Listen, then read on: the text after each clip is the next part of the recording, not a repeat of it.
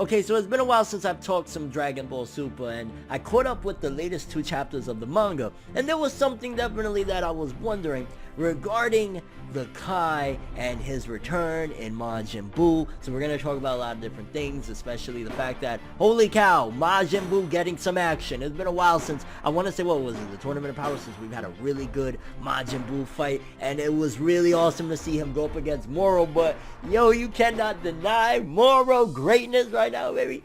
Let's talk.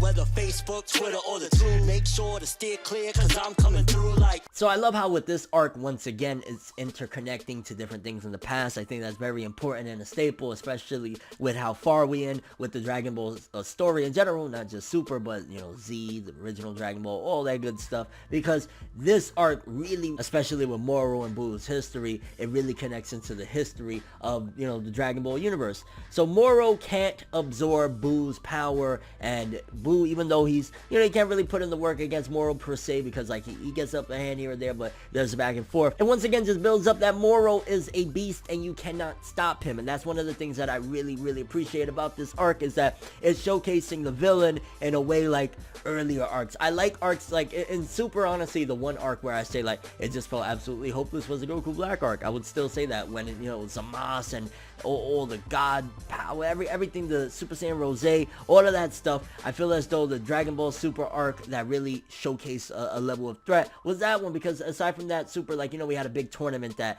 at the end of the day, yeah, the universe was at stake, but most of us already kind of suspected that there was going to be some type of catch to it, because if not, it would really show that, like, Goku messed up making this tournament, you know, and they try to save it in between the arc. But regardless of what, that arc felt menacing, and it felt like there was a villain that was threatful to things. We've already seen that Moro was clearly capable of taking out 2 strong beings like Goku and Vegeta. Granted, people are arguing back and forth, well, it's just because of his power that he's able to, like, he's a walking spirit bomb in a sense, but still, Goku and Vegeta took an L, a major L at that, at the hands of Moro. So I'm kind of curious moving forward, how is anyone gonna be able to stop this dude? Because the Kai returned in Buu, and we're gonna get to that in a bit, because honestly that's something that I'm kind of really questioning because of certain things. Anyway, we'll talk about that in a second. Another thing I wanted to throw in there, and I've said it before, but Mirrors just kind of strikes me as odd. If anybody's going to be some type of traitor or something to our side, it's going to be Mirrors. I'll just say that. Something really big that happened recently in the 2 chapters, or in the latest chapter, shall I say, is Porunga was summoned. Then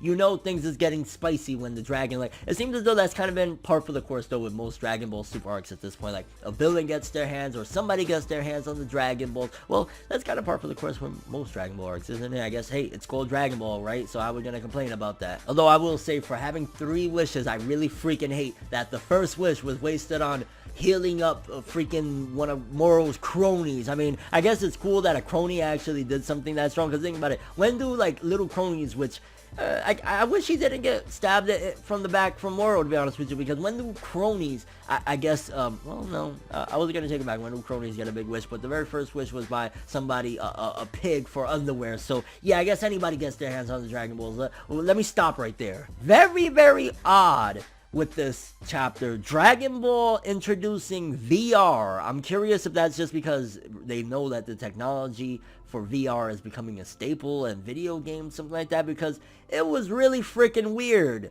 So we're on Namek, and this dude is able to put a VR headset on a Namekian and use that to make his wishes, because, you know, you gotta talk in the Namekian language to Porunga in order to get your wish. What is... I'm sorry, that just kind of felt a little bit odd out of nowhere. Like, hey, let me put this VR headset on this kid, and this Namekian kid at there. Like, when do... Okay, then the big thing that I wanted to talk about, because there was some awesome stuff, again, Buu versus Moro, and showcasing that Buu ain't no joke, but Moro still, like, at the end of the day, he's an absolute monster. But the end of the chapter, one big thing that happens is that Buu switches back into the older Kai, or the Kai that pretty much had basically vanished Moro into that prison and whatnot. And I just gotta ask, and we're gonna jump to something else in a second, but I just gotta ask, if he had that capability of doing this all along, why didn't he do that during the Buu arc? I'm just saying, when Buu was good against Kid Buu, you know what I mean? Why? What happened? I'm just a little, I mean, is it because something, it could be this, because also there's some big element too. There's a couple of big elements. I would say that one of the biggest is, of course, the shocking thing that the Kai returned in Buu for now. He said he's swapping places for the moment, and they're going back to meet up with Moro, which is, it's kind of like a back and forth with this manga or this arc per se. Like, they're instant transmissioning now again. But the last wish, Moro finally gets his hands, he's at full strength now, which makes me more excited, which I guess in a way, it's upping the ante, because now how the hell are we gonna have to resort to fusion again? Because they were already wiped out with Moro being old. Now he's got 100% of his magic, which is really weird. A lot of weird things are going on with this arc, that they're introducing magic now into the Dragon Ball. I mean, I guess it's kind of been there in early Dragon Ball, but since then it's been like, you know, Z and on, it was all straight up energy beams and stuff like that. So them introducing magical elements, and now him being 100% power. I thought we were going to get a King Piccolo deal. I'm disappointed there. I thought he was going to revert to like a younger looking person, but his body looked exactly the same, and now he's 100%. And then we get a third wish that we don't know, which this is an interesting thing. I don't know. I haven't been reviewing Dragon Ball manga, like, you know, in the Z days, obviously, so I don't know if there was Z chapters that were cliffhangers, but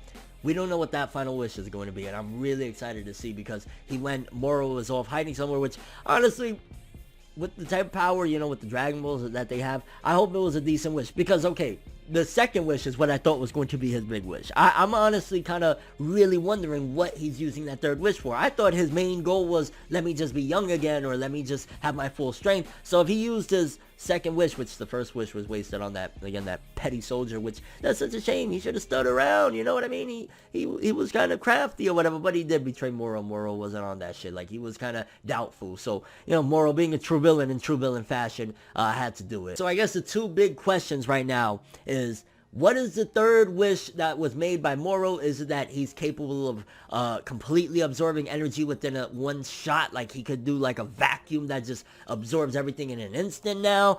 And does it have any connection? Because the only way out of this that I see, why didn't the Kai within Buu show up back in the Kid Buu arc? Like, at the very least in the Kid Buu arc, okay? You didn't want to ruin the whole thing, bam, fair enough. And of course, obviously, they didn't have this idea, but to keep it in continuity, maybe it could have something to do with either the second or third wish by Moro. Whatever the third wish by Moro is, then possibly it could have something to do with that. Because otherwise, why not? Why didn't he use that? Why didn't he show up to stop Kid Buu?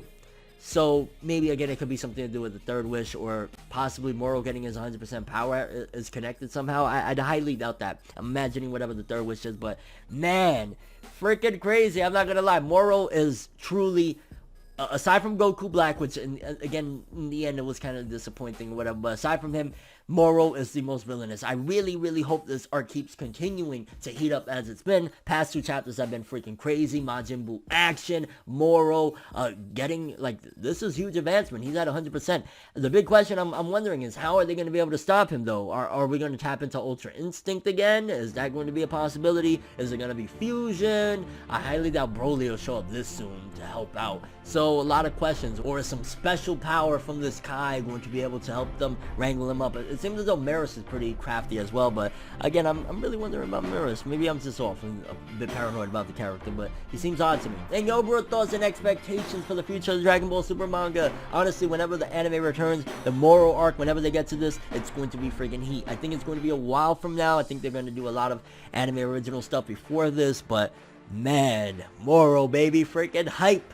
But that's all I have for this one. Thanks for watching. Hope you enjoyed. If you liked anything I had to say or enjoyed the video, drop me a like. I'd greatly appreciate it. And if you want more from me, make sure to subscribe. Follow me on Twitter, Instagram. Hit the bell to get all notifications. And if you want to follow any of my other social media, links of course in the description below. I'm ForneverWorld. And as always, people, have an awesome day. And remember the golden rule. Anime and manga for life, boy. Bow. Have an awesome day. Can't forget the music though. Hold on, let me play a little something. Make sure your next move is your best man. Feeling small, but I guess less. But always remember, no matter the weather, I was October through to September. Whenever you needed, whatever you needed. Every girl hated is how you were treated. Gave you the town, gave you the city. No one would do what I did with a pity.